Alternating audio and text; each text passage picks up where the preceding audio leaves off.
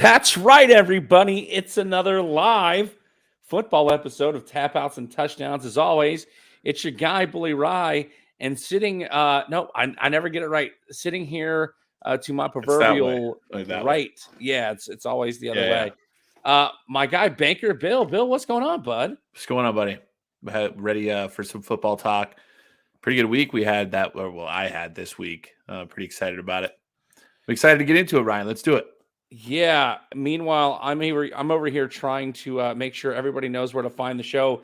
Facebook.com/tapouts and touchdowns, on YouTube at Tapouts and Touchdowns, and Twitter at Tapouts and TDs. Check out the live video. Come in, put something in the comments so that we can live react on the show. We asked for your start-sit questions this week, and we only got a couple responses. So maybe as people pile in or file into the show, we'll get some more questions asked that we can try to give you some mediocre fantasy football advice. Mediocre. Mediocre. Yes. I am the top scorer in both my leagues, Ryan. Well, Both I mean, of them. listen, Both. I'm like top 3 scorer, but it is what it is. That's right. I made a boneheaded decision to start Justin Fields last week over Tua Tagovailoa because Justin Fields had a better matchup with the Vikings. Got that finger problem going on there. Literally, he could borrow mine. Literally cost me my game, Bill. It literally cost me a 5-1 record. Absolutely unbearable. You know what else was unbearable?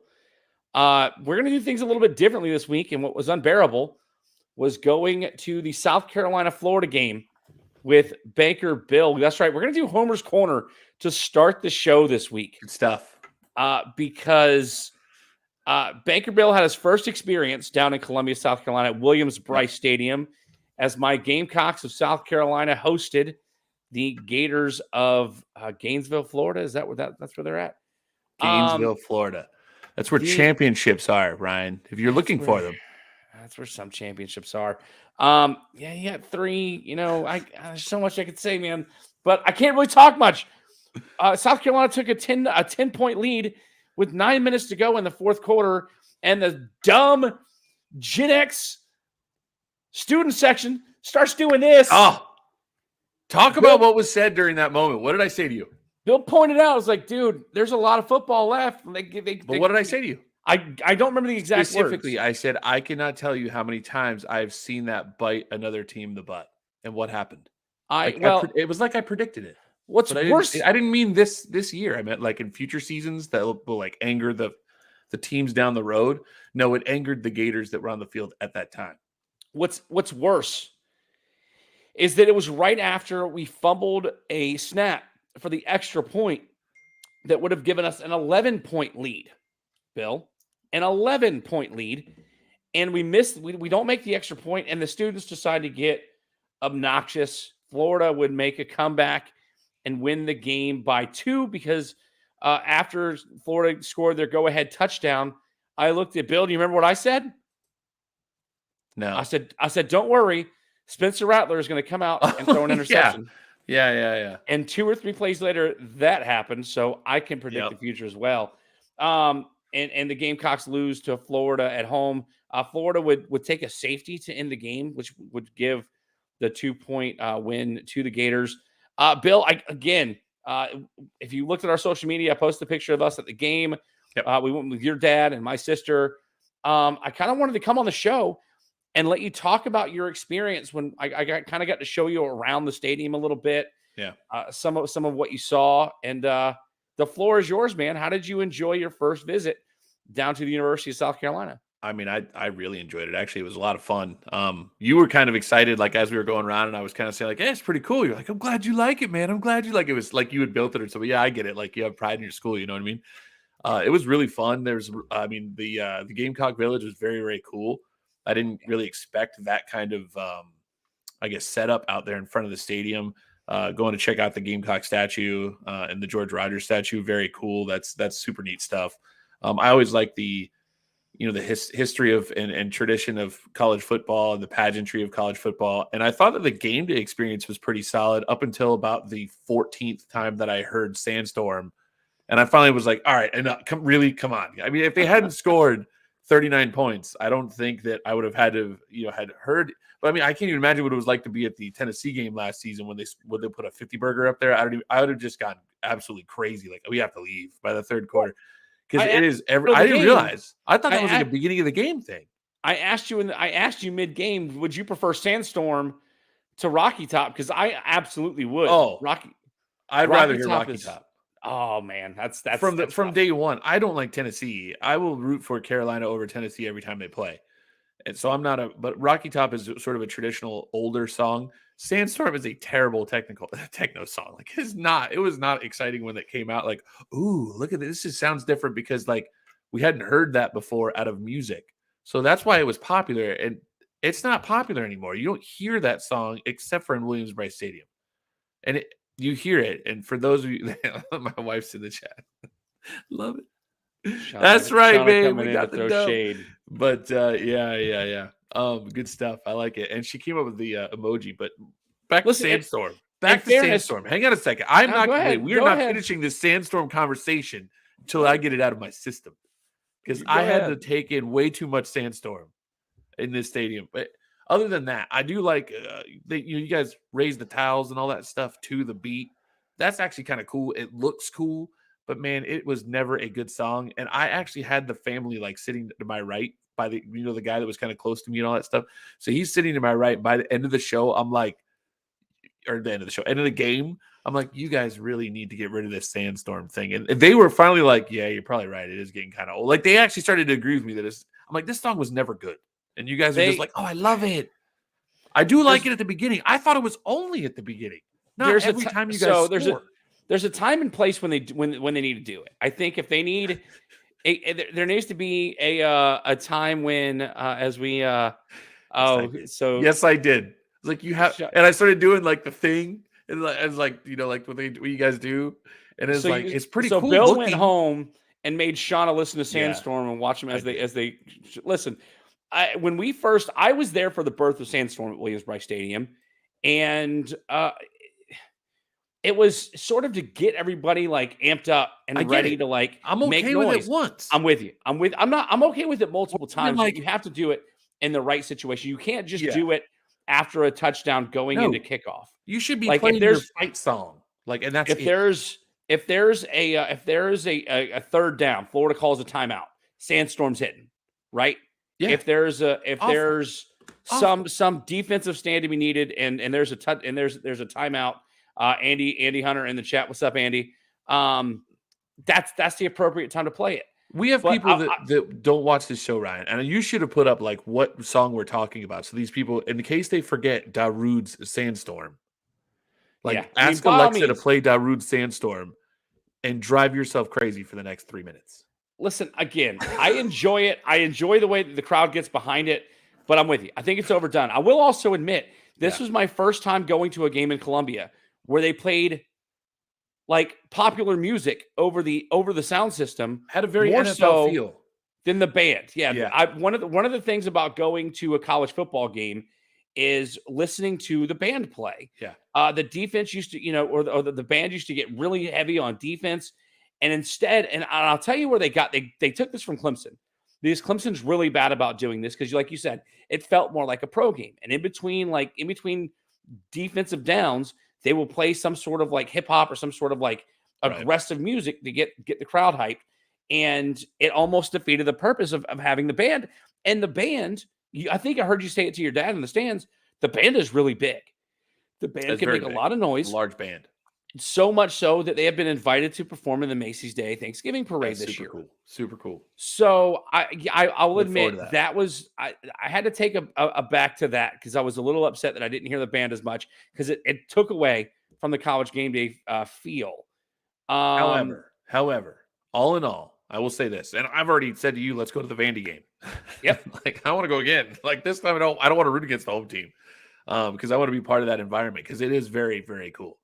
Yeah, it was a super, super fun time. I mean, I wanted to go for the experience anyway, but I wanted to go to watch Gators win, which they did, which is made it that much better. I think I would have felt pretty crappy leaving the stadium had they lost, even though I kind of expected them to. I think I picked against them, didn't I? Yeah. at the same time, very cool college experience. I want to do it again. I actually want Shauna to go so she can see what it's like to go to a college football game because it's legit. Going to University of Florida and being at many University of Florida games, I wanted that level of experience. And I told you during the game, you need to go to a Florida game with me. It's a little bit higher than this. It's a little different. It's a much different feel, a little bit different feel. Maybe that was because of all that rap music and all the R&B like they were throwing in between.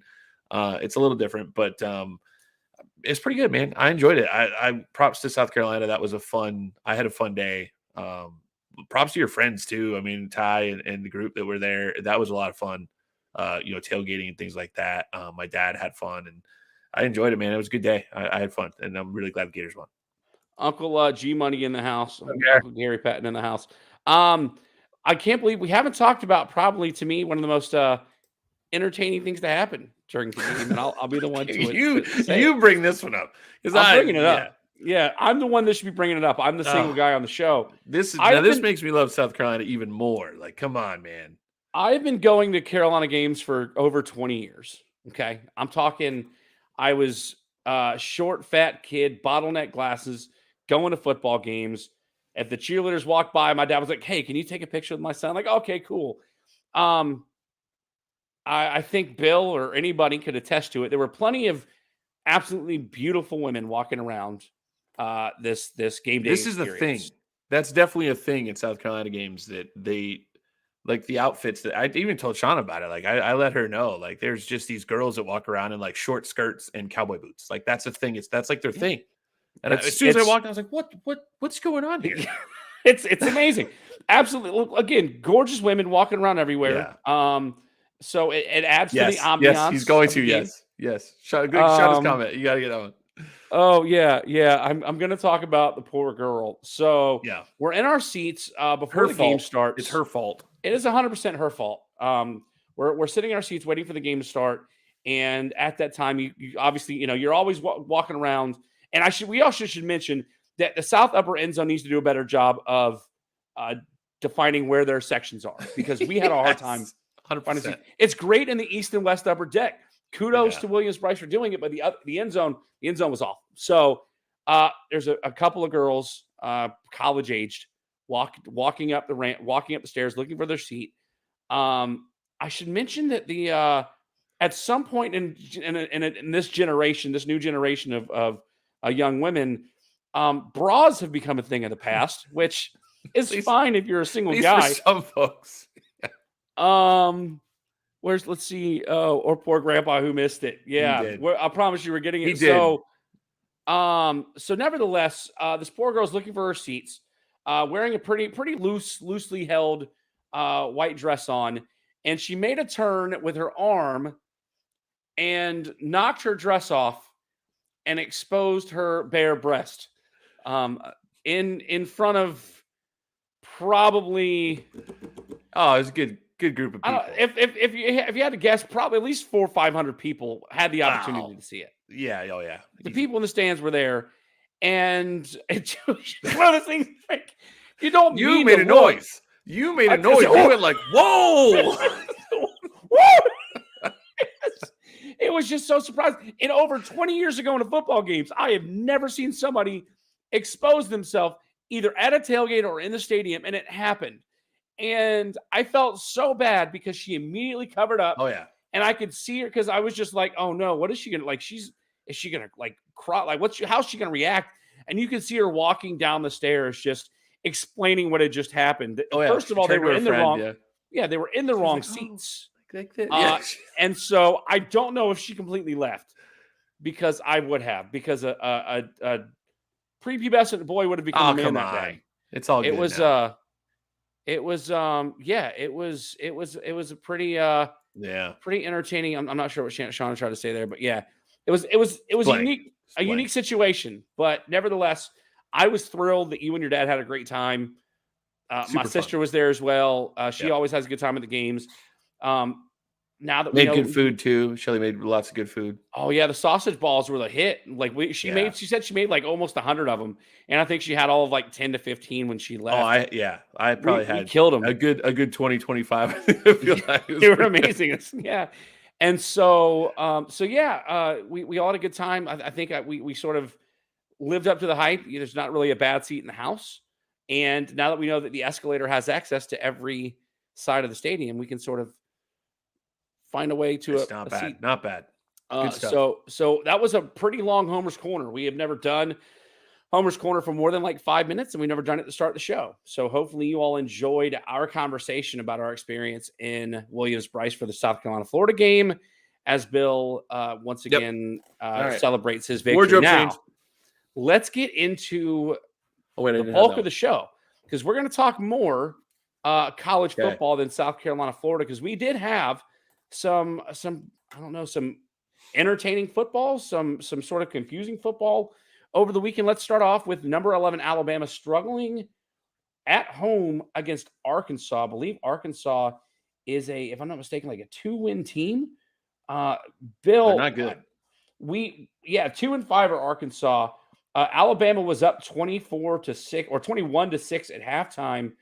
Arkansas scored late in this game. I say late; they scored with 10:59 to go, so they had a chance to win this game. Bill, we told them not to turn on this game at the tailgate because we're like, it's going to be a massacre. It's gonna be bad. Yeah. I still think this goes back to my point that I don't think Nick Saban's coming back. This team is not they're a good football team because they're finding wins, but this is not a national championship Alabama team. What do you make of this season for the Alabama Crimson Tide? They don't have a quarterback. Jalen Milroe is better than what they had. I mean, they benched him, right? He didn't play for a game, and then the guys that were backups are not good. So they don't have a quarterback. Jalen Milroe went 10 for 24 in this game. That's not good. I don't care where you are. In Alabama, that's really not good. You had 3 quarterbacks at that school lined up that were fantastic, right? You had Tua. You ended up with Mac Jones, and then you had Bryce Young. So you had all these great quarterbacks that played there for the last 6, 7, 8 years, something like that. It's been a while now, and now they don't have one, and so they're not going to win games, and then they're not going to be good in the SEC. I don't know what happens as we go down the stretch, but Jalen Milroe just isn't very good right now, and Alabama's not going to win games as a result. They had 29 carries in this game from running backs or other players, 21 pass attempts for Jalen Milroe. He only completed 10 of them, albeit for 238 yards with 2 touchdowns, no interceptions. He did also have a rushing touchdown to Jalen Milroe. But like you said, it's 10 for 21 is not going to get it done if you're trying to win a national title. And Alabama has been fighting and scratching and clawing to try to make a jump back into the Final Four. And I don't think they do it. So it'll be curious to see whether or not my prediction comes to fruition that Nick Saban is out and retires at the end of the season. Let's move up to probably my favorite game, even though it cost me my 5-game parlay. The Colorado Buffaloes go up 29-0 at halftime. You were smart to bet this game too, honestly. You was like, I'll get this one. I mean, they were up 29-0. I was like, all right, that's a good start to the weekend. And you and the rest of the team went to bed. Yeah, the rest of the team definitely went to bed. Lose to Stanford in double overtime, 46-43. Bill, you said it when they were winning games earlier in the season that there's still a chance that they finish with a losing record due Colorado, and they needed this win against Stanford to not finish with a losing record. What does the future of this season hold for, at one time, the darlings of college football in Colorado and the Fighting Deons? To be fair, I don't want it To be fair. To be fair, I did not say it when they were winning games. When they were winning games, we were talking about whether or not they were a college football playoff contender. Yeah, I think both of us said no. They're not that good. But when they lost to Oregon, I said at that time, that is an embarrassing loss, bad enough where you see just massive deficiencies in that team. They can't play defense and they can't play offense when it really means something. And I felt like at that time they could, this team's going to, I actually think I said, this team's going to finish with a losing record. And they probably are. So it's going to be tough for them to get bowl eligible. They have to surprise us now in order to get into a bowl game. I mean, that's all it's going to be. That's what they're playing for now. They want to get 6 wins and get into a bowl game. Yeah, 29-0 at halftime. Stanford scores 19 unanswered in the third quarter, followed by another 7 in the fourth. So 24 unanswered points after being down 29-0. 4-3 do the Colorado Buffaloes sit at this time with some pretty big games. I mean, they still got Are you ready? So we can just Yeah, let's cap it hear it. off. All right. So Yeah. this is their season. They have 5 games remaining in their season. You were right. They had to beat Stanford. They did not. They should have. They did not. They now have at UCLA, top 25 team, Probably a loss. ranked 25th in the country. They then have at home against Oregon State, who obviously is number 12. They've been playing pretty good. I think they have 1 loss. That's a loss. Arizona, and we've talked about Arizona on this show about how much better we think Arizona probably is than their record. They're 4-3 now. They blew somebody out this week after, and it was a good close, team. I'll tell you in a second. close losses. We can go back to that. Then they're at Washington State. Washington State took a loss this week. They showed that they might not be as good as we thought they were. They're out of the that was Arizona. Now. Arizona blew out Washington State. That's what it was. State. Okay. Yeah. So and that was on the road, I think. I think they went up to Washington State and absolutely skunked them. They sure did. They pounded I think they only scored 6. 44-6, Arizona beats Washington State. Yep. So Arizona's very good. The only team I think they can go down and that they could beat is Washington State. I think that's probably the only team they can beat, and that's at Washington State. So that's going to be a tough game. And then they finish the season off at Utah. So forget about it. They're probably not going to win 2. They're going to struggle to win 1, and they're not going to make a bowl. And then everybody's going to look at Prime and go, "Why are you wearing that gold headset, man? You didn't earn it." That's great. Listen, they were Dion came and brought some energy to that Buffalo program the same way that Shane Beamer did for South Carolina. The difference is that, albeit besides this year, Beamer was finding success on the field. And I think we both knew preseason that Colorado wasn't going to be able to maintain that momentum, and it wasn't going to end well despite a good, fun first half of the season. Let's go to the next game on the docket we're going to talk about. Because last week we were talking about Notre Dame getting blown out by Louisville, but all of us on this show, you, myself, and Matt Buck, took Notre Dame, a 2.5-point favorite over Southern Cal, and Notre Dame just went out and blew Southern Cal's brakes off 48-20. Is this more of an inclination? So, in your opinion, is this more of an inclination that Notre Dame is better than that Louisville loss, or that Southern Cal has been a pretender all season long? Yes. I'm with you. Yeah. I said that last week. Notre Dame's a good football team. Yeah. More than likely, they were overlooking Louisville at Southern Cal, got beat up, decided, you know what, let's just come back and get it back against Southern Cal, and they did. Yep. So the Pac-12 started off real strong this season. Well, by the way, and turnovers. Turnovers is what killed Southern Cal. Yep. They had 5. Notre Dame had 0. 5. You're not going to win football games. You turn the ball over 5 times. Well, so, if they can clean that up. That's their offense. Everybody talks about, the USC offense. It's their defense. It's a problem. It's the USC offense. It's amazing. Well, not so much. And it really wasn't Caleb Williams. I don't think actually, no, it was Caleb Williams. He threw 3 interceptions in this game. So that's what you thought was good, and now it's not. Yeah. We look forward post week 7. 9 teams now remain undefeated in the top 25, including a premier in the top 25 of undefeated Air Force. Sitting at 22 in the country, the 9th undefeated team. I believe your entire top 7 are undefeateds in Georgia, Michigan, Ohio State, Florida State, Washington, who beat Oregon last weekend. I was the only one to take Oregon, but it was a 3-point loss, so it was a push.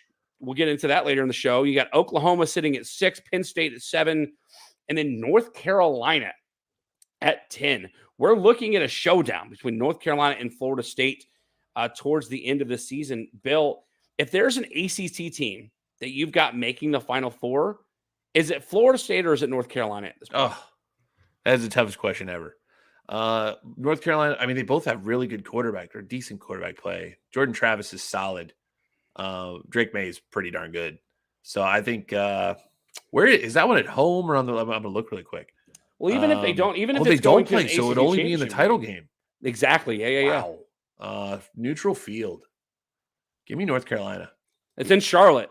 I mean, the ACC championship. Hey, look at that. Even better. America. Even better. Give me North Carolina. I think North Carolina. I just have a feeling about that team this year. They're playing really well. North Carolina gives up such. I mean, they beat Miami this week, and Miami was looking to avenge that dumb bowl loss that they beat, and Miami was pretty good up until that point. They've rolled on some teams. I mean, they rolled on South Carolina pretty well. They really don't have anybody to play all the way down the stretch. I mean, they're at home against Duke. Florida that's probably the toughest game. Florida State's got Florida and Florida. So, I mean, Florida's not great, but I mean, They beat South Carolina. But you know what I mean? It's Is that saying that much though? no, I mean they got No. Clemson. I mean, there's it's going to be interesting. I would. That almost might be a. I'd root for North Carolina in that game because I hate Florida State. I don't think Florida State's all that good. I just don't. Boston College took them the distance. You know what I mean? So we'll see it. But I think I would take North Carolina in that game right now. If there's a team out of the ACC that makes the Final Four, I want it to be North Carolina, so that loss at the beginning of the season that we had under control in the first half makes me feel that much better about it. Let's move on. I think we might be losing some viewership here because we've done a lot of college football talk this week. A lot of college football. Let's get into the NFL from week 6 because there was some stuff that went down, including your Dolphins forcing the Carolina Panthers to remain winless. The only winless team in the NFL are the Carolina Panthers. However, the Panthers started off 14-0 in this game before Miami rolled off 35 unanswered.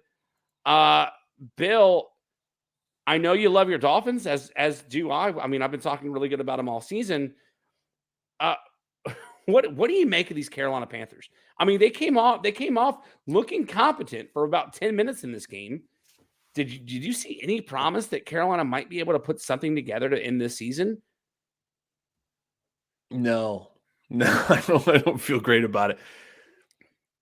You know, it's weird watching that game. So Miami has this thing that they do to opposing teams, and it's almost not fair. Now we talk about home field advantage and things like that, but they put Carolina in their dark uniforms on the sunny side of the stadium. It was 92 degrees. It felt like 92 degrees in Miami. Teams tend to run out against Miami sometimes in Miami, and eventually the sun catches up with them, and it just gets unbearable. And that's what it looked like going down the stretch with this Carolina Panthers team. They came out 14-0. The offense was clicking. Everything was great. And then it was like, it wasn't that the brakes got put on. It wasn't all of a sudden Miami just said, never mind. We're coming back. We're going to win this game. Carolina was still doing some stuff with the ball. They still weren't terrible, but they just weren't scoring. And then I feel like they just got worn out. It just looked like they got worn out. And then they're looking at the Miami offense. The Miami offense finally turned itself into the Miami offense. And it was just like every time they touched the ball, they scored. And you're looking at that as an opposing offense going, we can't do that. We're not capable. And I think you get a little bit of the wind taken out of your sails, and Miami can put points up in a hurry, and that's what they started to do. But what about the rest of the season? They have a shot at beating the Bears. That's probably it. Shannon Smith and I on the Cat Cave this week talk about, once again, what games offer up to be the first win for the Carolina Panthers. The next 3 games after their bye week see the Texans, the Colts without Anthony Richardson, who was announced today that he was having season-ending shoulder surgery. Yeah. And the Chicago Bears that we don't know if Justin Fields is going to be playing at that point. So 3 winnable games for the Carolina Panthers coming up after the bye, but I'm with you. I'm curious to see what happens there. Let's move on because we go from the winless to the undefeated. And Bill, you texted me the 1972 Miami Dolphins cracked their bottle of champagne this week. Unbelievable.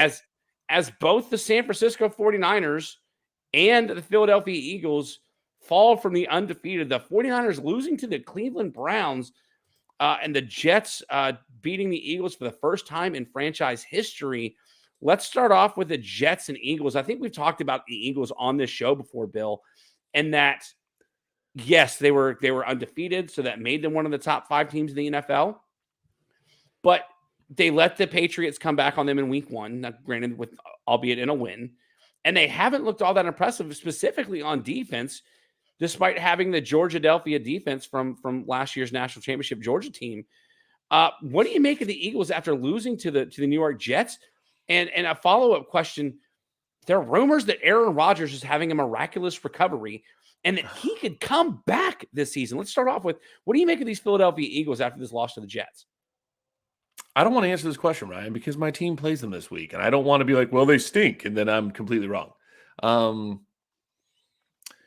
They haven't beat on it. So I have Jalen Hurts in both my fantasy leagues. I thought he was going to be extremely good this season. He hasn't been. He made a lot of mistakes this week. I think he threw 3 picks, and he was actually putting up numbers. I mean, it wasn't terrible in fantasy. I think he got close to 20, which is all I needed. But one of those interceptions essentially ended the game for the Eagles. Yeah.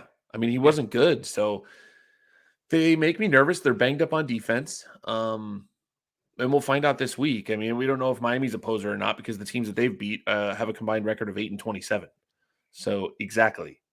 So you just don't know where you're going to get. I mean, Bill Parcells was famous for saying we are what our record says we are, and that's not necessarily true, unfortunately, for Bill Parcells, because you don't know what Miami is right now. We're going to find out this week. Which team is good? I don't know. I mean, that's why they play the games. We've seen a lot of shockers. So I don't know, man. How do you feel about Philly? Do you feel like Philly is a really good team? Do you feel like they're a Super Bowl contender? I feel like they were at the beginning of the season. I don't feel as comfortable about them now. I think the Eagles. I think losing both of their coordinators in the offseason are doing more to hurt the Eagles than people wanted to believe. I agree. They lost both their offensive coordinator. The offensive looks like they seem to be struggling at times. Now, granted, DeAndre Swift has looked great at times, but for some reason, Jalen Hurts feels like he's taken a small step back, not a full step back, but he's not the same quarterback he was last year.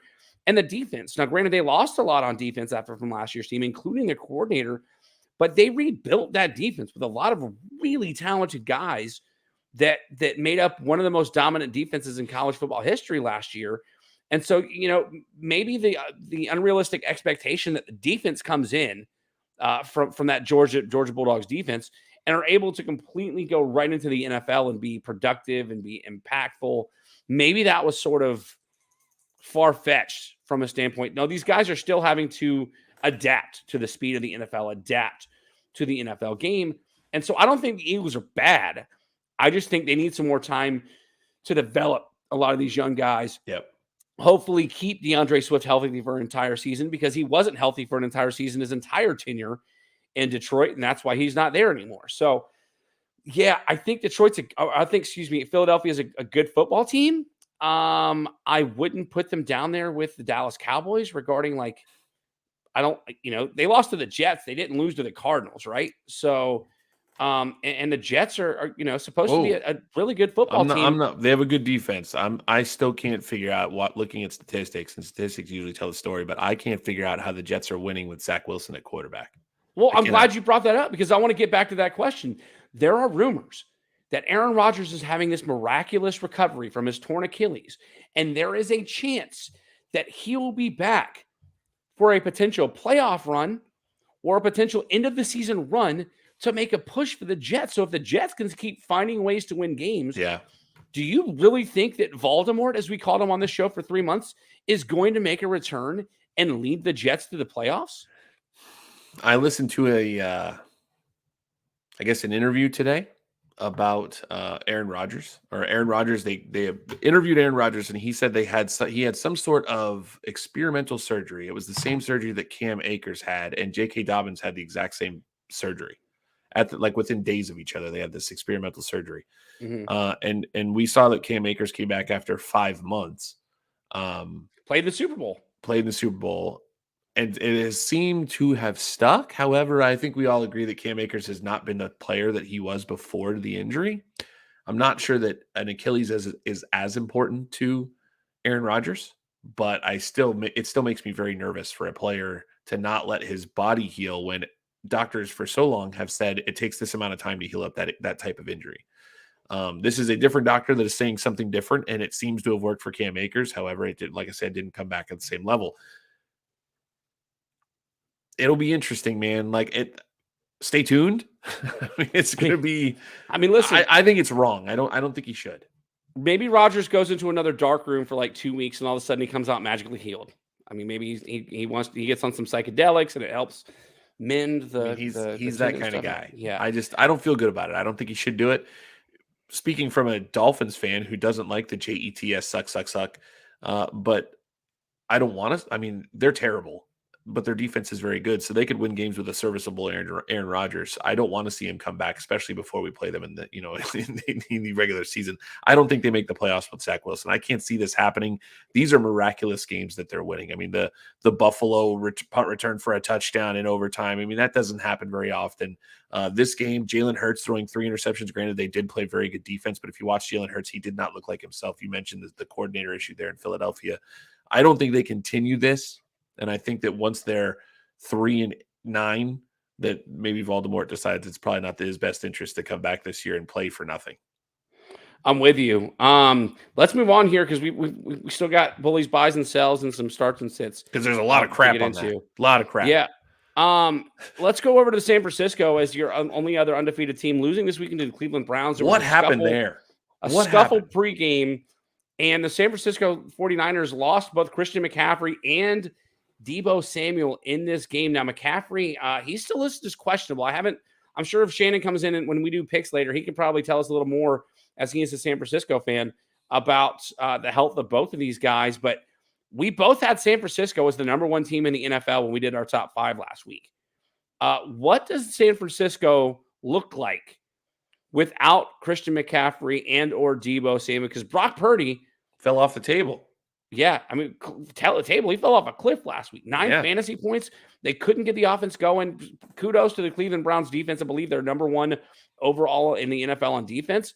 But what do these 49ers look like without their star 2 players in Christian McCaffrey and Deebo Samuel? Well, it's bad because I think I'm concerned if you're a San Francisco fan or you follow San Francisco. Christian McCaffrey clearly is a huge part of your offense. And when he wasn't there, the guy that was a huge part of your offense was Deebo Samuel. It basically centered around him. Brock Purdy was really bad last week. Really bad. I played him in both my fantasy leagues, believe it or not. He was the starting quarterback. Your team, finding Deebo, lost because you had a terrible quarterback this week. And McCaffrey got hurt. I had McCaffrey too. Yeah. So I was jumping up and down the whole time. But at the same time, if you are that good as San Francisco, let's not forget the Cleveland Browns, while they play good defense, their starting quarterback was P.J. Walker. How do you lose to a guy that wasn't in the league like 3 weeks ago? Like, that's fair. Terrible. If you're the best team in the NFL, which everybody expected going into that game, that they were going to win no matter. And when they had P.J. Walker, people are thinking they're going to win 30-10. And they go in and lose. And come on, man. That was not good. I'm very nervous as a San Francisco fan right now because every team deals with injuries. Now, I know you lost your 2 most dynamic players on the offense, but Brandon Ayuk's supposed to be very good, and George Kittle's supposed to be very good, and Brock Purdy's supposed to be very good. None of them showed up when those guys went down. I'm very nervous right now as a San Francisco fan. Matt Buck from last week's picks or podcast pick'ems said that Kittle killed him this past week. Everybody, nothing. Everybody in the 49ers offense killed everybody in fantasy football last week. So I'm right there with you. Like Matt, if you're watching the show live with us on Facebook, YouTube, or Twitter, make sure you leave a comment that we can read live on the air so we can get some interaction going. Bill, we were originally going to do top 5 in the NFL, but after week 6, let's ask the question, because we have no undefeated Tim Costello here coming in saying that same thing. Timmy with Kittle. Who is the best team in the NFL after week 6? Is it still the 49ers? No. Who is the best team in the NFL after week 6? My opinion? Yes. The Detroit Lions. Boom! That's what I like to hear. I just popped so hard for that. I'm right there with you. My concern about the Detroit Lions right now is the running back situation. David Montgomery went down. Matt Buck says Detroit's in the top 5. I don't think he agrees with number 1. But David Montgomery went down yet again. Second time he's got hurt, and it looks like some more severe injury this time. Rookie running back Jahmyr Gibbs might be back in the mix here this week. That's your guy. That's my guy. Matt Buck says he thinks Miami is the number 1 team in the NFL. As a Dolphins fan, I can't feel that right now. But yeah, listen, you had a big play from Jamison Williams finally for the Detroit Lions last weekend. Mm-hmm. Amon-Ra St. Brown, if he stays healthy, he's going to be, continue to be a dynamic player. Sam Laporta, the rookie tight end, had a down week last week, but has been on fire all season long. Everybody was concerned about Hawkinson leaving Detroit last year. Laporta has come in and filled that hole very well. So yeah, I'm with you, man. And and Jared Goff has been fantastic. Yeah, I'm. You know what? Let's not forget about Jared Goff. Miss me with the Jared Goff isn't an elite quarterback situation. Jared Goff is throwing for a lot of yards. He is not turning the ball over. I don't know about elite. I'd say he's a top 10 quarterback in the NFL. Above average. Oh, absolutely top 10. Right now, he's a top 10, and I think top 10 is elite. I think Jared Goff elite is like top 5, top 3. We can talk about 5. We need to talk about this next week because I think Jared Goff is managing this offense. He's got the players around him, but if they lose the ability to mix up the run and pass, you're going to have problems in Detroit. They get a big game this weekend with someone who a lot of people expected to be a really good football team this year. Tim Costello says the consistency with Goff. Listen, again, he's been consistent every week. He's not trying. I think he has 1 or 2 interceptions on the season. At one point, he was right there in the mix for the most passes attempted without an interception in NFL history. So yeah, I'm with you, man. And I hate to say it because I'm a fan of Detroit, but you heard the pop when you said that you thought Detroit was the number one team in the league. That made me extremely happy. They've won fantastic road games. They went. I mean, we're talking another team that's in my top 5. They beat them at the beginning of the season on their field. And then I thought the Buccaneers had a shot to beat Detroit this week, and Detroit handled them. Baker Mayfield was terrible. There's nothing he could do. They brought the Carolina Panthers, Cleveland Browns, Baker Mayfield back this week for that Carolina game. Baker was 100%. Livid after that game. Said we sucked. None of us played good. Like we got to play better if we're going to win games. Oh, Mike Evans was open all over the field. I was watching the game. I have Mike Evans in one of my fantasy teams, and I was watching Baker Mayfield miss him constantly. Mike Evans was very frustrated. Didn't have a great week. But, I mean, that's what you have to do. You have to stop the opponent's quarterback, and that's what they were doing there, pressuring the heck out of him. Detroit looked really good, man. They look really good, and they've got they've got really tough wins on the road. Their only loss is to a good Seattle team, and that was a shootout. And they haven't been in shootouts other than that because their defense usually plays well. So I'm not concerned about that as their loss. I think they're the best team. They're the only team that seems to be consistent enough to be considered number one in football. Philly, we have questions about. San Francisco, we have questions about. What is the question about Detroit right now? You don't have one. Yeah. Running backs, maybe, but they have Jahmyr Gibbs. They drafted a guy in the first round to fix that. Yeah. Let's hear your thoughts. We're going to take our first break. We come back. Bullies, buys, and sells, starts and sits. Leave a comment about who your favorite team is, or who you've got as the number one team in the league. Leave comments on start sit questions for fantasy football this week. We'll be right back right here on Tap Outs and Touchdowns. This episode is brought to you by Carolina Business Equipment. With offices in Charleston, Greenville, Columbia, and Florence, Carolina Business Equipment can supply your copiers, computers, and printers anywhere in the state of South Carolina. Call my personal best friend Aaron Thompson at 843-452-8761 for a quote today, and make sure you tell him that Ryan from Tap Outs and Touchdowns sent you. Carolina Business Equipment, you worry about your business, let us handle your technology. Pre-stash Aaron. Pre-stash Aaron, welcome back to the show. Matt Buck let's see. He wants to know with Devontae Adams, who you got. Let us know, Tim, who you got that you need to decide with that. Matt Buck saying go Gamecocks, go Seahawks, as he heads to bed to watch this or to listen to the show on Spotify. Tomorrow, Bullies, buys, and sells, where we every week go into fantasy football. I give you one player at each position that I think you should buy in on and start this week, and 4 guys that I think maybe should ride the pine if you can help it. On the season, Bill always does his fact or crap, whether or not I've made good picks, and he's got a little bit of a lead on me. He's made some decisions based on my picks, and he is sitting at 30-18 for the season. Meanwhile, I'm 27-21 with my picks. Just pulling away now. Let's get right into it. Getting away from you, Ryan. Getting away buys. It's like you know what it's like? It's like when the Florida Gators beat the South Carolina Gamecocks at the end. That's getting away from them. All right, that's the show, everybody. You still wore. You're the best team in football in the NFL, and you wore a bad team's stuff today. That's all right. I'm not even gonna say anything. Quarterback that I'm buying this week, Brock Purdy. As I almost forgot my notebook, Bill. Oh, don't forget the notebook, man. I got it right here. Brock Purdy projected 19.9 points.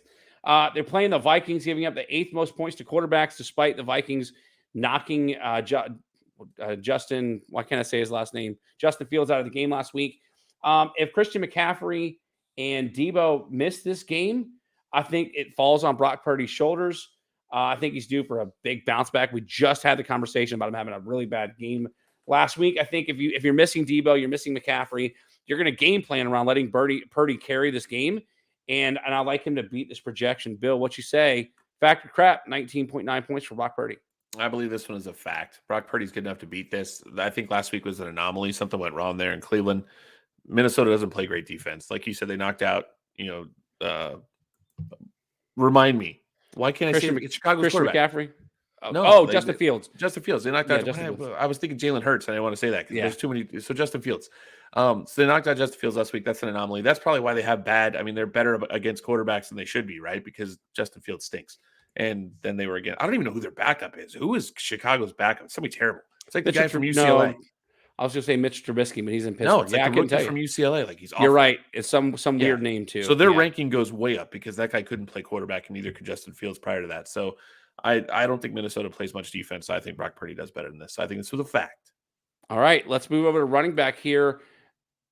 Green Bay Packers running back Aaron Jones projected 15.9 points. He has missed the last few games with, I believe, a hamstring injury. I think he finally plays this week, and he gets a terrible Broncos defense, giving up the most points to running backs. You talk about low-hanging fruit. This is it. The last time Jones was healthy, fully healthy, he scored 26 points back in week 1. They finally freed Aaron Jones with Aaron Rodgers gone. If he plays, you start him with confidence. 15.9 points for Aaron Jones. Banker Bill, what say you? I say this one's crap. I don't like this one. I think Aaron Jones, they have A.J. Dillon still, so I think they're not going to rush him back. They tried to bring him back in week 4 against Detroit. He ran 5 times for 18 yards, didn't play all that well, scored 2.4 points. So Aaron Jones, I don't think he plays a ton this week. He's still questionable. He's still on the injury report. He's not practicing yet, Ryan. So wrong again, Ryan. I think this one's crap. All right, let's move over to wide receiver that I'm buying in this week. We're going to stay in Green Bay, and I'm going to go Romeo Doubs. Projected 9.8 points is a really low projection for a wide receiver. But the last time out, he only had 4 targets. He caught 1 for 4 yards. I've got faith that the Packers are going to get it figured out, get it back together to have an explosive game once again against a really bad Denver Broncos defense, allowing 16th most points to wide receivers. Bill, what say you? Romeo Doubs, 9.8 fantasy points. I was going to say 19. Never mind. We're going, but no, Romeo. Believe it or not, I watched. So I do your research on this, right? I mean, I look at it, right? I can't believe how much this guy's actually scored. Yep, I'm shocked. I was like, what? So the reality of this guy is that 3 out of the 5 weeks that he's played, he's scored over 18 points. So I'm going to give you a fact on this one, and I'm surprised that I did not try to find this guy in fantasy because he's having a sneaky good season as a wide receiver. Actually, I had 3 really good games, 2 not so good games. But I think this week he's playing a bad defense, and he scores over 9. 9 is not a lot, especially in a points per catch league. That's not a lot. So I think he gets a ton of targets, man. I was shocked, man. This was one of the ones I was like, ooh, Ryan did some research on this one. So this is a good one. I think this is a fact. Yeah. Problem with fantasy football is consistency. And if you don't get consistency, you're not confident starting guys, which is why you come to a show like this where you're wondering whether or not you should feel confident about starting a guy like this. And that's why he's on the list. Yeah. Bill says it's a fact for Romeo Doubs. Let's go over to tight end. Let's go to Pittsburgh. Pat Freiermuth projected 8.6 points. Another guy coming off the injury report. Now, he's not quite off the injury report, but he's missed the last couple of games with an injury. Going against the Rams, allowing the fourth most points to tight ends. They're for all intents and purposes, very confident that Pat Freiermuth is going to play this week, and I think he has a big day in his return to the lineup. Bill, what say you, Pat Freiermuth? Buy or sell 8.6 points? I think this one's crap. Sorry. I think this one's crap. Yeah, I don't like this one. I sell on this guy. He doesn't get that many targets. His target max for the season is 4. So I don't feel great about him at all. I actually looked to pick him up in a league. It's funny you brought him up as your buy. I looked at him and went, nah, because I listen. I literally had to pick him up because my starting tight end was on a buy this week. I didn't have a buy because you're hoping is what you're doing. Yeah. Just trying to manifest this win for me, man. That's right. No, I think this one's crap. I don't think he just doesn't get a ton of targets there in Pittsburgh. They don't have a dynamic offense. So I don't think he does any better than 8.6. Of course, he could score a touchdown and ruin my day, but I don't think it's happening. All right. Well, that's two that you agree with me, 2 that you don't. Hopefully I'll make some games up this week. Let's go over to Bully Sells for fantasy football week 7. Let's start off at quarterback and go over to Lamar Jackson, projected 21 points for the Baltimore Ravens. The Lions, we just talked about what they did to Baker Mayfield. 6.84 fantasy points for Baker Mayfield last week. And the Lions have athletes. Aiden Hutchinson, to name a few, or Aiden Hutchinson, Alex Anzalone, to name a few. Athletes on that D-line and linebacker. They're gonna prevent Lamar Jackson from getting out on the edge. Back-to-back weeks under his current projection for Lamar Jackson, and a defense worse than the Lions the Lions have a better defense than anything Lamar Jackson has played yet this season. Even if the game is in Baltimore, which it is, I don't like Lamar Jackson to hit this projection this week. Bill, what say you? Ryan, I'm going to call this one crap. I think that Lamar Jackson does better than 21 points this week. First week of the season, try to remember these. It was Mahomes. Mahomes ran for 46 yards, rushed for 46 yards against the Lions defense. Second week of the season, Geno Smith ran for 20 yards against the Lions defense. They don't do that well against running quarterbacks, and those aren't really running quarterbacks. And I'm just saying. And then I looked through the rest of their stats, and they were pretty good against quarterbacks that don't run. But the one that is probably the best runner of all the teams they've played was Mahomes, even though he doesn't like to run, and he ran quite a bit, 46 yards. Lamar Jackson's a whole different animal when it comes to that kind of stuff. I think he goes for a lot this week, and I think he's going to do better than 21 points because they're going to put up some points against Detroit. They're at home. It's going to be an exciting game. They need to win it. So I think Lamar Jackson does pretty well this week. So I'm going to call crap on you, Ryan. All right. I'll take it because that'll make me look that much better when the Lions blow out the Ravens. Got a lot to make up, so.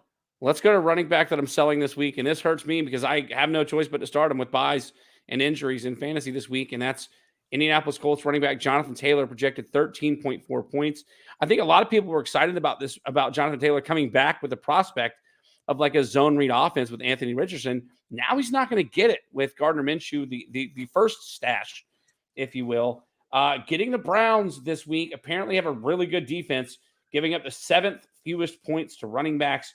Jonathan Taylor only has 14 total carries in his 2 games that he has played, albeit 5 receptions last week in week 6.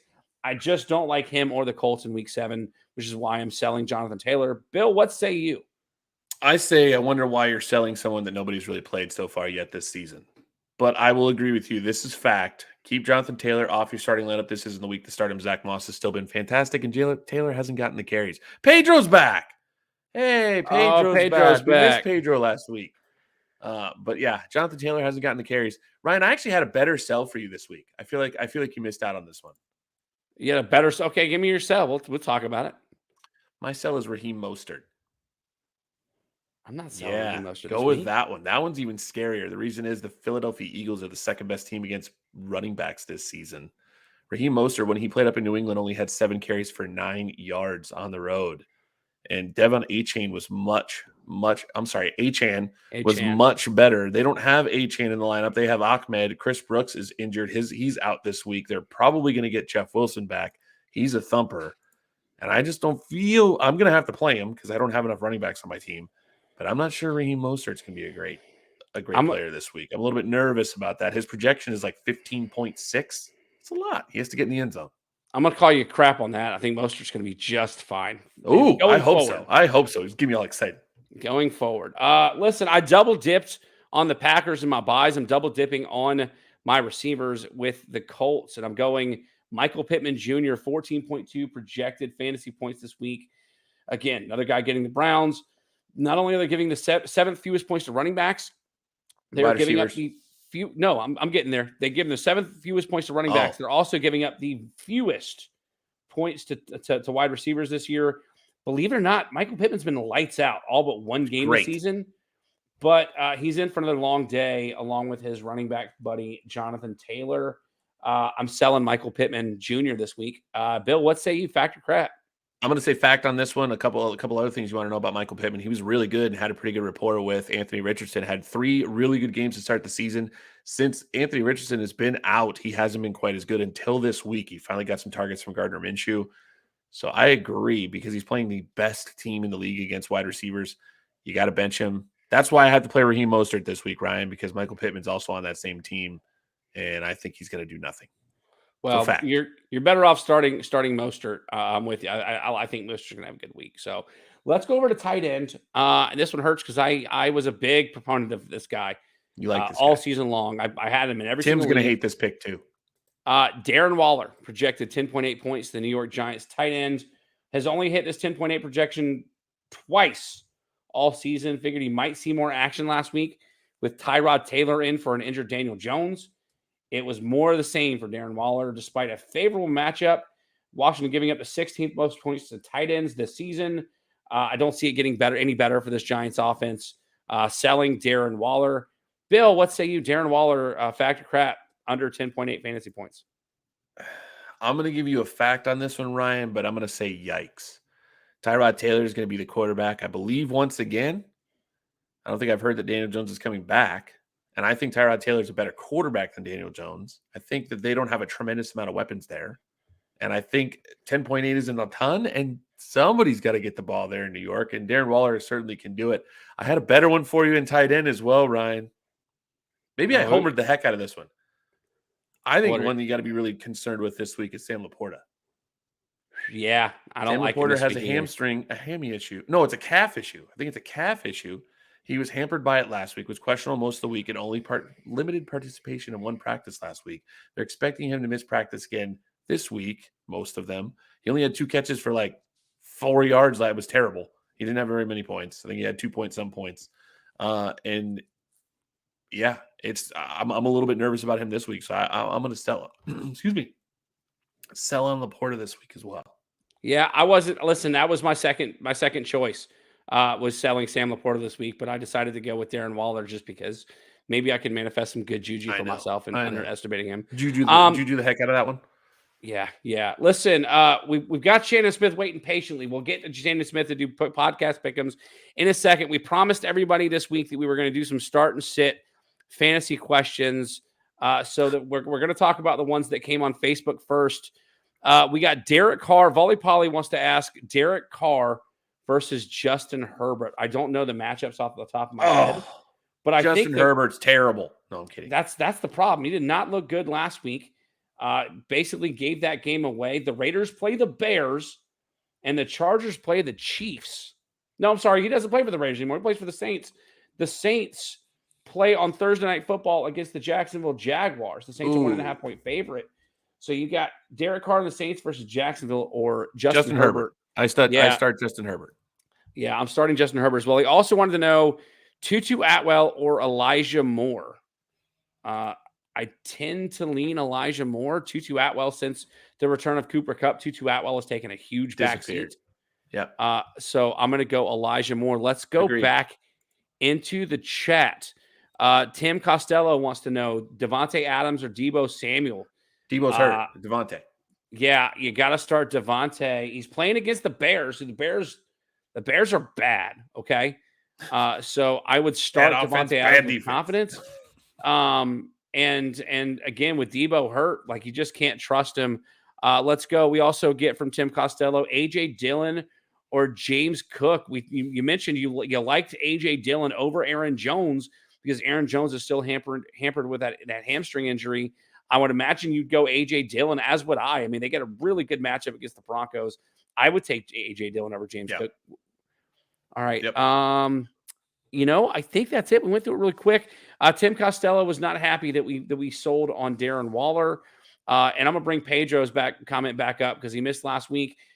Terrible fantasy week. Sorry to hear that, Pedro, but we are glad to have you back, and you are always welcome into the show and into the chat. We're gonna take our final break. We come back. Shannon Smith, my new co-host of the Cat Cave over on the Fans First Sports Network, will be joining us to make picks.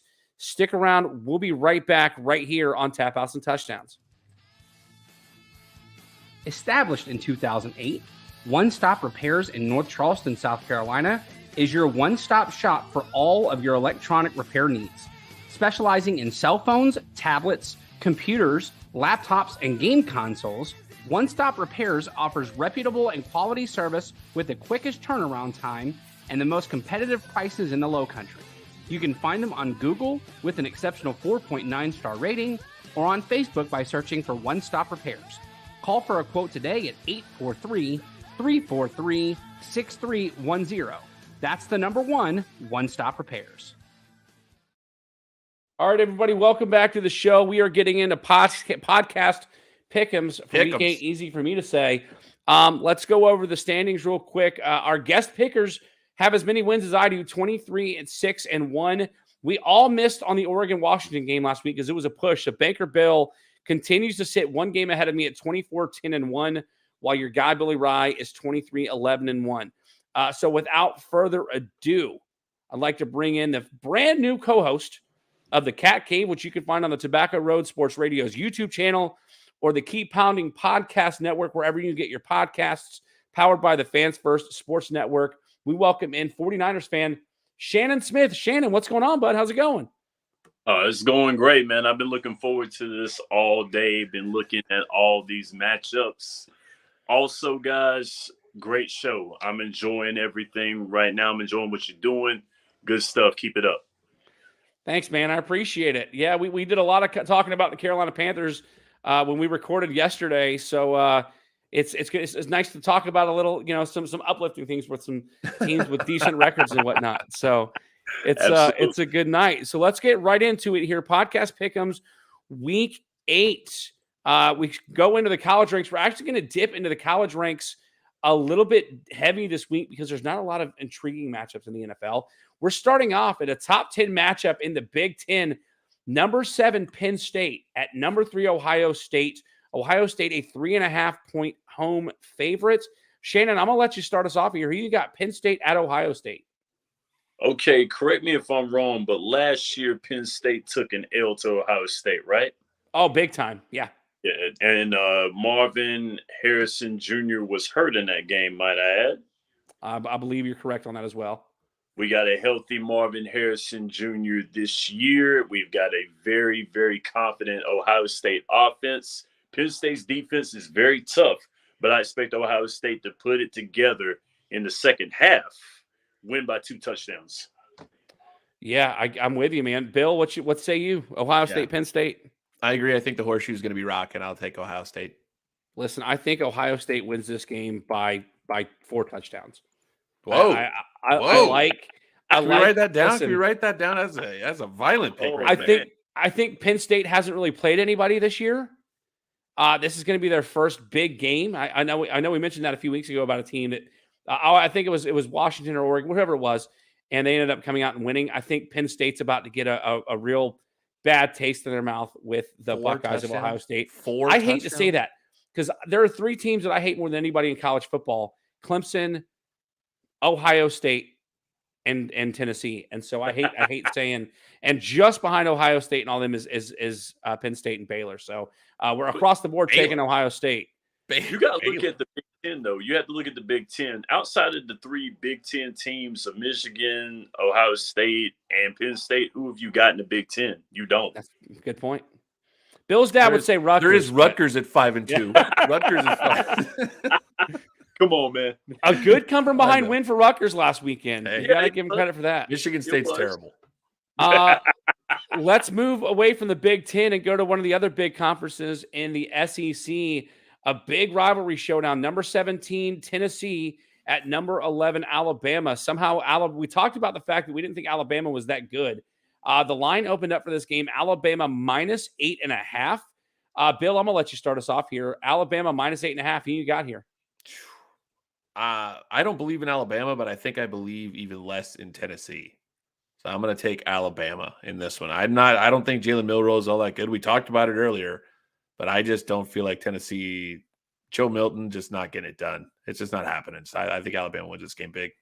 Listen, I think maybe last week was a trap game for Tennessee. They were overlooking or for Alabama, I should say, overlooking Arkansas to go into this Tennessee game to avenge their game from their win from last season. But I don't think it's going to be as easy as they think it is. 8.5 is a big spread for 2 top 20 SEC teams. Tennessee laid an egg against Florida, but absolutely beat down what was expected to be a halfway decent South Carolina team that's proving not to be so. I'm taking Tennessee to cover this. Wow. They will not beat Alabama, but I'm taking them to cover. Ooh-wee. Shannon, what say you? Alabama hosting Tennessee. Last year, Tennessee slammed the door on Alabama. Alabama had the game won, but Tennessee came back in a very strong fashion and won the game by 3 points. Alabama slams the door this year. I expect them to win by 1 touchdown, and it's going to be a game-winning drive, I believe, because, Bill, I'm with you on this one. I'm not really high on both of these teams. Alabama, I think, is kind of dragging it a little bit over the success that they've had before, and Tennessee's not the team they were last year. So you said by a touchdown, so you're taking Tennessee to cover this 8.5. I think they're going to do it. I think they'll cover it. Okay. Alabama wins, Tennessee covers. Got it. I'm covering. I think Alabama covers. Let's. I'm not going to say Roll Tide though. I'm not doing it. Yeah, well, you just did. Not in like a roll. Never mind. I'm doing it. Let's stick in the college ranks for one more game. The conference that will be no more next year. This is a potential top 10 game early in the season. Yeah. Both teams have suffered some bad losses here. Number 14 Utah at number 18, Southern Cal. Southern Cal, a 6.5-point home favorite after a big beatdown loss by Notre Dame. Shannon, I'm going to let you start us off here again. Southern Cal hosting Utah. Who you got? I've been watching Southern Cal play a little bit, and it seems like Southern Cal is trying to lose every single game that they've been playing, and it's just not happening. All the teams that are playing them right now are giving them chances to win, and they're taking them at the last minute. I expect for Southern Cal to win this game and look like they're going to give it away again, but they will win in overtime in this one. Ooh. All right. So do they win? Do they cover the 6.5, or you got them winning by a touchdown and I got them stopping? winning Okay. by So Shannon's got Southern Cal with the points. Bill, what say you? Utah at Southern Cal. I'm gonna go Southern Cal as well. Who's the starting quarterback for Utah? Do we know at this point? I mean, if Cameron Rising is the starting quarterback, I'm a Utah fan. Let's go. But at this point, I don't know who the starting quarterback is. Southern Cal's got the more established team, and they have something to prove. They do not feel good about the loss they took last week to Notre Dame. They're going to come in here looking for blood. I mean, they're going to go after Utah this week as much as possible. So I think they cover the 6.5. So last week they announced a new starter for Utah, who came in, I believe, and won their game. I could not tell you who their starting quarterback is. I don't think it matters. We got here. If you look at Utah's player stats, it looks like Nate Johnson was their quarterback. Bryson Barnes. It doesn't matter. Bryson Listen, Barnes is their new quarterback. Utah swept Southern Cal last year, kept Southern Cal out of the college football playoff, and they're going to keep that train rolling. I think Southern Cal or Utah not only covers the 6.5-point spread, I think Utah wins outright. I think Southern Cal was exposed last week in their loss to Notre Dame. I think Notre Dame, like we talked about earlier on the show, is better than their loss to Louisville shows.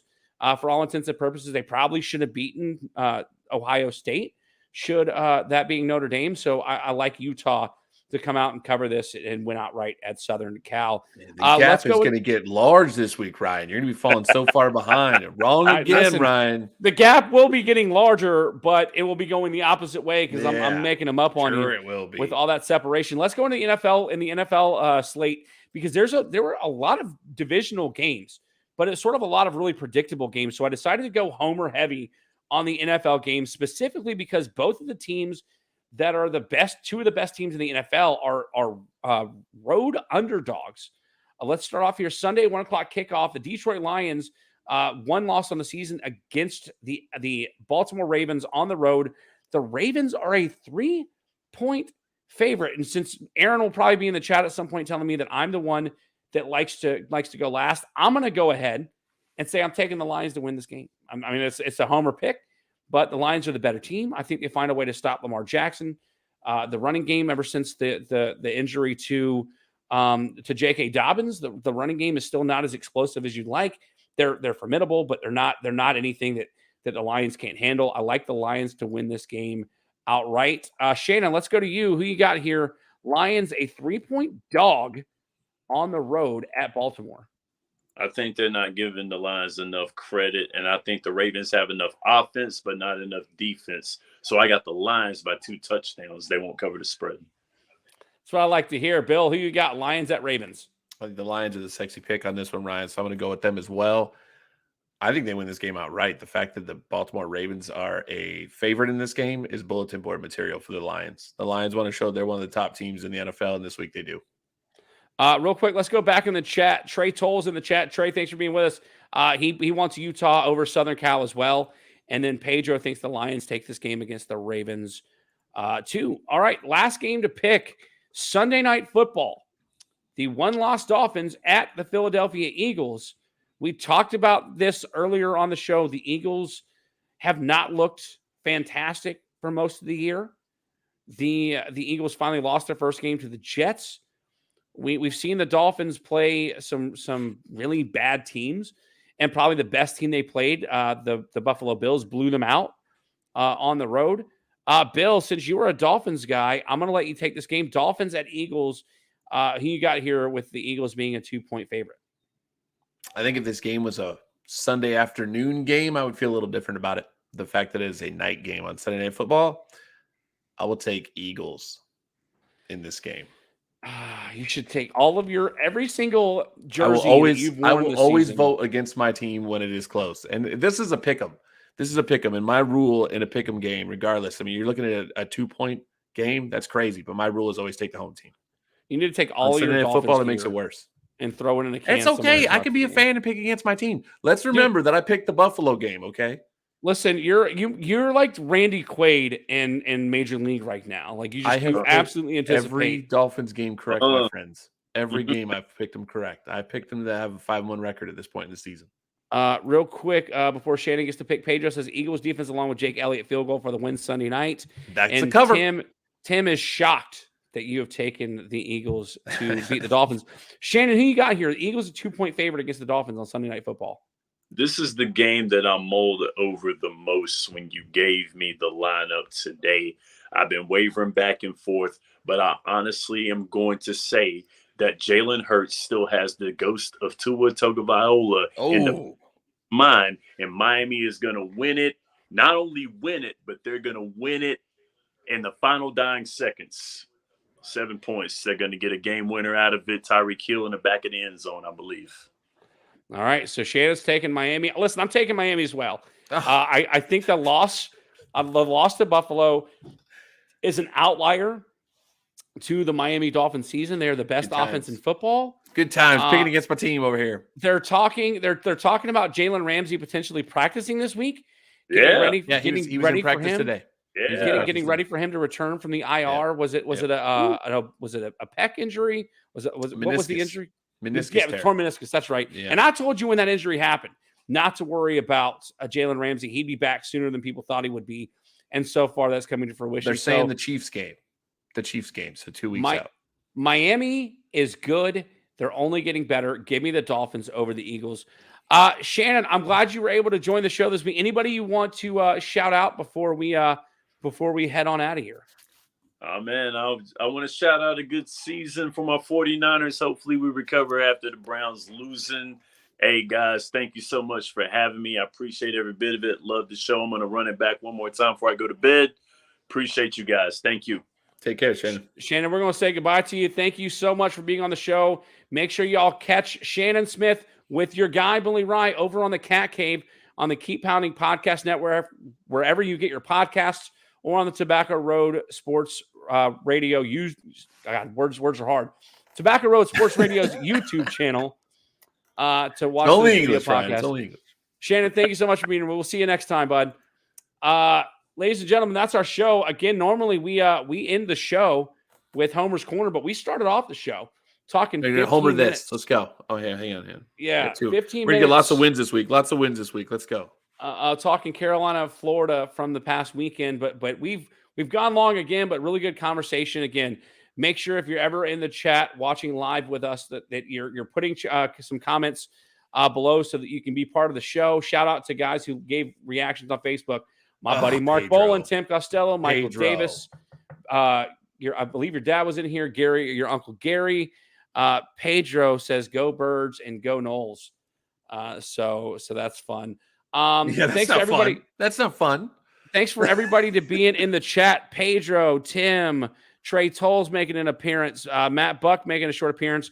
Your wife Shauna for being in the chat. Yeah. And then our friend Andy over in Washington State. Thanks to everybody for being a part of the show. Make sure you tune in next week. Some more football talk, obviously, with Banker Bill and yours truly. We're also going to have another wrestling episode. PJ Steven and I are going to be talking. We're going to be part 7 of his PJ's Time Machine from WWF 1997. That's and then wrestling again, moves, Ryan. Yep, that's it. And then you're going to make sure to go follow the Keep Pounding Podcast Network to listen to your favorite Carolina Panthers podcast, The Cat Cave, with me and Shannon Smith. And at some point, Michael Davis will be back on there with the two of us as well. That's all the time we've got for you tonight. For Banker Bill, for Shannon Smith, it's your guy, Billy Rye. We'll see you next time right here on Tap Outs and Touchdowns.